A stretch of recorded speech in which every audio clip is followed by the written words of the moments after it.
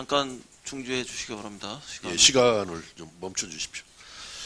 제가 대통령 비서실 재정기획관실에서 조세재정연구원에 요청해서 받은 자료가 있다라고 하면서 연구자료 원본을 좀 제출해달라고 요청을 드렸었는데, 내용이 뭐냐면은 제3차 장기 재정 전망, 문재인 정부 정책 반영 전 대비 반영 후 분석, 그 다음에 세대 간 회계, 장기 세수 추계, 예를 들어 추정 방법 및 가정 변경 시나리오 분석, 이 자료를 좀 내달라고 그랬는데 우리 보좌관이 좀 잘못 온 부분이 있네요. 원본을 제출하라고 그러니 이게 원본을 낼 리가 없지. 이걸 사본을 제출하라고 그랬어야 하는데, 어떻든 이 자료 제출 요청이 있었는데 이 자료를 지금 내주지 않고 있단 말이에요.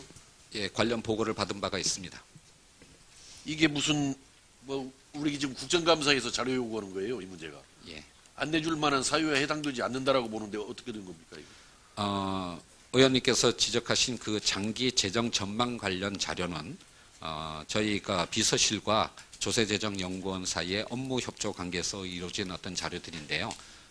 잘 아시는 것처럼 이게 50년 또는 그 이상의 어떤 장기간에 걸친 어떤 전망을 하는 거라서 최근에 급격한 어떤 경제 환경 변화에 비춰본다면 한두 가지의 파라메타의 변화만으로도 결과가 굉장히 달라질 수 있는 예민한 부분이 있기 때문에 지금 진행 중인 연구에 대해서 아마 좀 소극적인 답변을 드린 것 같은데, 이 부분에 관해서 저희들이 다시 한번 검토를 하고 의원님실에 말씀을 드리도록 하겠습니다.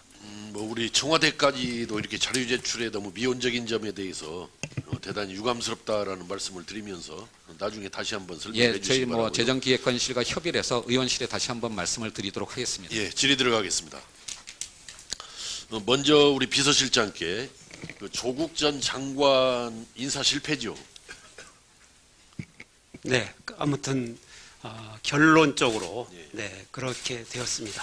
이것은 문재인 정부 들어와서도 반복된 인사 실패일 뿐만 아니라 이명박 박근혜 정부를 거치면서 계속되어 온 우리 청와대의 인사 실패 중에 한 사례입니다.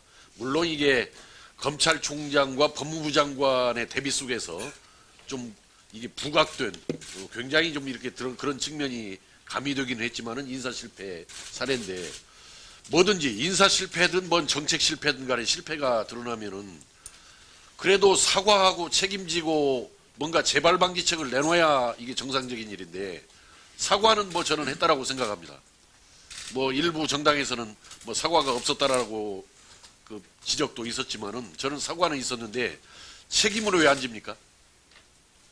네, 저희들이 누누이 말씀드리고 있습니다만 저를 비롯한 청와대 비서진 그 누구도 자리에 연연하는 사람은 없습니다. 다 무한 책임을 느끼고 있고, 자리에 연연하지 않는다라고 대통령님의 아니고, 예. 그 원활한 국정 운영을 보좌 하는데 현재 최선을 다하고 있는 것이 우리에게 주어진 소임이다. 그렇게 생각하고 재발 있습니다. 방지책은 뭡니까, 그러면은? 네, 그것은 검증 과정에서 저희들이 지금 미흡한 부분이 있었습니다만 이제 그 부분을 현재 보완하는 것을 저는 내부적으로 국회에서 검토하겠습니다. 인사청문회법을 고쳐가는 것도 이제 하나의 방법이라고 생각은 해요. 거기에 포함될 수 있는. 그러나 청와대 스스로 재발 방지책을 적극 찾아서 다시는 이런 일들이 반복되지 않도록 해야 되는 거 아니겠습니까? 네. 저는 촉구합니다. 네. 다음 우리 정책실장께 질문을 드리겠습니다. 제가 이번에 기획재정부 한국은행 국정감사를 하면서 보니까 예. 이분들이 정직하지 않아요. 책임을 지지 않습니다. 전부 회피해하는데 일관을 하고 있어요. 대표적으로 금년도 경제성장률이 어느 정도 될 것 같냐라고 기재부 장관에게 물어보니까 IMF, OECD에서 예상한 정도라고 이렇게 예. 언론에다도 이야기를 했던데. 네, 그렇습니다. 2.1, 2.0 정도로. 예. 또 한국은행하고 이제 이게 짝짝꿍이 잘 맞는 거예요. 한국은행에서는 미중 무역 분쟁으로 0.4%포인트 낮아진다. 예. 그러면은 이랬죠.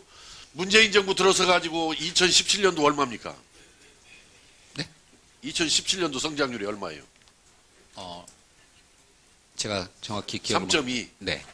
2018년도 얼마입니까? 2.8인가 9인가. 그러면은 그 두 개 평균을 내도 2.9를 넘는단 말이에요. 네. 그러면 문재인 정부 1년차, 2년차 평균 2.9보다도 만약에 2.0으로 떨어진다면은 0.9%포인트가 떨어지는 건데, 네. 그럼 이거 뭐냐? 미중 무역 분쟁으로 0.4%포인트가 떨어지면은 나머지 0.5는 어디로 간 거냐? 그랬더니 이제 들이미는 것이 한국은행에서 잠재 성장률 전망을 2.5%로 했기 때문에 거의 잠재 성장률에서 미중 무역 분쟁 효과를 빼고 나면은 정부가 아무 잘못 없다라는 이야기 아닙니까, 그게? 잠재 성장률이 그래서 그런다는 건데. 그래서 제가 또 이렇게 물어봤습니다. 그러면은 그 이전에는 한국은행에서 잠재 성장률을 통상 얼마라고 그랬냐면은 2.8 내지 2.9라고 그랬어요. 도대체 이것이 1년 만에 이렇게 3%, 0.3%포인트 이상 이 잠재 성장률이라는 게 떨어질 수 있는 거냐. 먼저 그 말보다 떨어질 수 있습니까? 잠재 성장률이 그렇게 1년 만에 0.3, 0.4가 떨어질 수 있는 겁니까? 경제학자로서 한번 답변을 해보세요. 그 잠재 성장률은 장기적인 추세선을 의미하는 것이기 때문에 1년 사이에 그렇게 달라지는 그렇게 것은 떨어질 수가 없는 거죠. 통상적이지 이건 않습니다. 상식입니다. 잠재 성장률이라는 네. 게 5개년 연도로 이걸 추정을 하는 거 아니에요. 예. 그렇지만 단년도를 찍어가지고 금년도 근데 잠재 성장률이 2.5기 때문에 별로 정부가 경제 정책을 실패한 게 없다라는 거예요. 네. 실패를 인정하고 위기를 인정해야 살아날 수 있는 길이 생기는 건데 제가 이렇게 짐작해 봅니다. 한국은행 지금 있는 행장을 비롯해서 임직원들, 기획재정부 지금 장관을 비롯해서 거기에 있는 간부들 전부 이게 이명박 정부, 박근혜 정부를 거치면서 문재인 정부까지 이어지면서 경제를 다 망친 사람들이에요, 이 사람들이. 그러니까 좀처럼 자기 실패, 자기 책임을 인정을 하지 않으려고 그래요. 그렇게 발언하면 됩니까? 잠재 성장률이 2.5로 떨어졌기 때문에 정부로서는 아무 책임을 져야 될 일이 없다는 것처럼 이렇게 부정직하고 거짓말을 하고 외면을 해버리고. 그 제가 재윤경 의원님의 질문에도 똑같이 말씀을 드렸습니다마는 여러 다른 요인, 외부적 요인에도 불구하고 정부는 결과로서 말을 해야 되고요. 정책적 부분에 대해서 그러니까 정부가 이거 저는 정말 잘못되는 거라는 예, 거죠. 제가 정부가 잠재 그 성장률이 책임을 결코 회피하지 않겠습니다. 예를 들어서 잠재 예. 성장률보다도 높은 경제 성장률이 시현되면 여러 가지 부작용이 나타나는 거죠. 네, 물가 그렇습니다. 불황이 생기죠. 예. 경상수지 적자가 발생하는 거죠. 그런데 한 번도 3.2%를 달성했을 때 2017년이라든지 2018년도에 그런 부작용이 일어났다는 이야기를 들어본 적이 없어요, 제가. 거짓말을 한 겁니다. 지금 이 잠재성장률 추계도 틀렸고 특히 금년도 잠재성장률 2.5%는 대단히 잘못된 거예요. 이건 완전히 도피처를 만들려고 실패를 인정하지 않고 도피처를 만들려고 피시는 건데 저는 이제 이걸 우려하는 겁니다. 청와대가 네. 기재부나 한국은행의 그런 잘못된 주장을 이걸 좀 비판적인 시각에서 봐서 지도 감독을 하면서 바로 잡아가야 되는데 오히려 그 사람들의 잘못된 보고를 받아가지고 대통령이나 경제수석이 잘못된 이야기들을 하는 거예요. 우리 경제가 올바른 방향으로 가고 있다.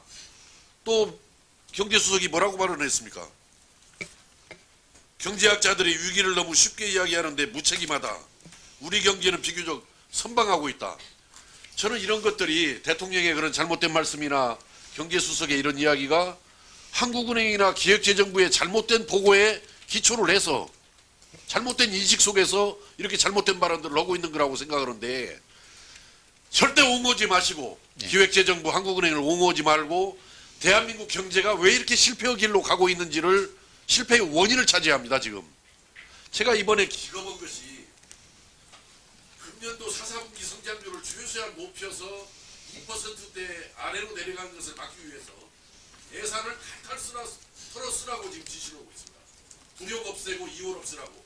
저는 2.1%가 중요한 것도 아니고 1.9%가 중요한 것도 아니다. 더 중요한 것은 왜 이렇게 경제가 나빠지고 있는지 그 원인을 찾아가지고 원인을 바로잡아가지고 이 치료해서 대책을 찾는 것이 중요하지 2%를 가까스로 넘기는 것이 중요한 문제가 아니다. 그 소중한 돈을 낭비하면서 2%대 채우면 못할 겁니까? 네. 그 의원님께서 주신 따끔한 질책의 말씀 정부에서 일하는 사람 모두 다 명심하겠습니다. 다시 한번 말씀드리지만 정부는 결과로서 국민께 책임을 져야 된다고 생각을 하고요. 그리고 여러 의원님들께서 정부에서 하는 일들을 견제하고 또 비판도 하시지만 저희 정부 안에서도 여러 부처들 사이에서 상호 견제의 어떤 의견 교환을 충실히 해나가고 있고, 또 하나 좀 말씀드리고 싶은 것은 정부가 추구하는 정책 목표가 하나가 아니라 여러 가지가 있을 수 있는데요.